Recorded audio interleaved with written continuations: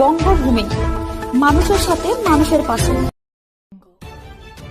বুধবার রাতে রাজ্যের প্রতিমন্ত্রী তাজমুল হোসেনের গড় হরিশ্চন্দ্রপুরের গোষ্ঠীদ্বন্দ্বের আঁচে উত্তেজনা এলাকায়। কার্যত অঘোষিত বন্ধের পরিস্থিতি। সন্ধ্যার পরই শুনশান এলাকা, বন্ধ একের পর এক দোকান। হরিশ্চন্দ্রপুর থানার আইসি মনোজিৎ সরকারের নেতৃত্বে সদর এলাকা জুড়ে টহল দিচ্ছে বিশাল পুলিশ বাহিনী এবং র্যাব।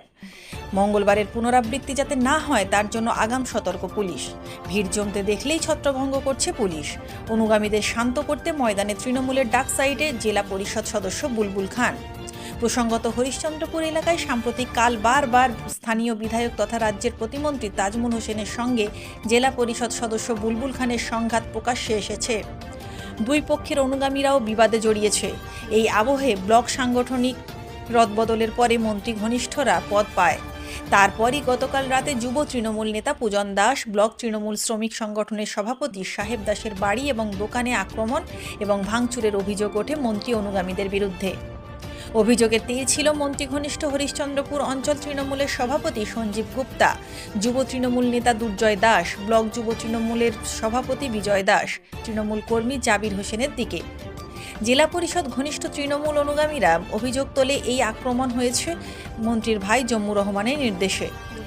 এই নিয়ে সকালে জাতীয় সড়ক অবরোধ করে ধর্ণা বিক্ষোভ হয়।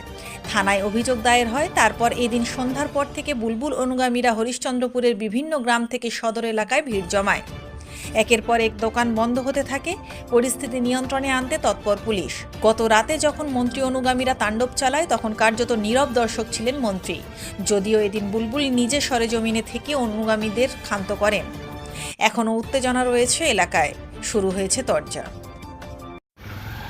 ছত্রভঙ্গ এক কথাই বলবো না, কোনো ছত্রভঙ্গ করেনি পুলিশ নিজের ডিউটি পালন করেছে।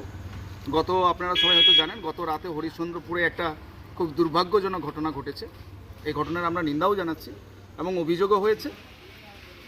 আমাদের তৃণমূল কংগ্রেসের শ্রমিক সংগঠনের সভাপতি এবং প্রাক্তন যুব সভাপতির বাড়িতে হামলা হয়েছে। তার অনুগামী যারা ছিল, তৃণমূল কংগ্রেসের একনিষ্ঠ কর্মী যারা, তারা খবর নেওয়ার জন্য হরিশ্চন্দ্রপুরে ছুটে আসার পরে পুলিশ তার কাজ করেছে। পুলিশের উপরে আমাদের আস্থা আছে এবং গতকাল রাতের ঘটনায় পুলিশ আমাদের কমিটমেন্ট করেছে যে যারা এই ঘটনার সঙ্গে যুক্ত তাদের আইনানুগ ব্যবস্থা উনি গ্রহণ করবেন। পুলিশ প্রশাসনের উপরে আমাদের আস্থা আছে। সমস্ত দলীয় কর্মীরা জড়ো এসেছিল হরিশ্চন্দ্রপুরে।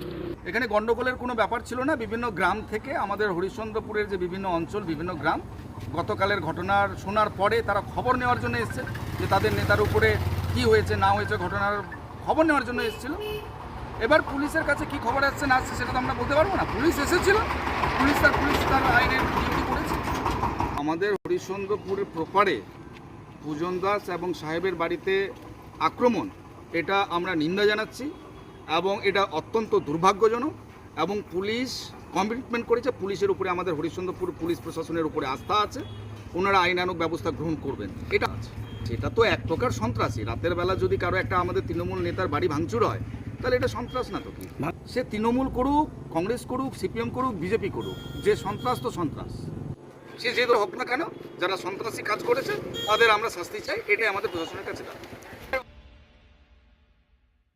মালদা থেকে শুভজিৎ শাসমলের রিপোর্ট, বঙ্গভূমি নিউজ।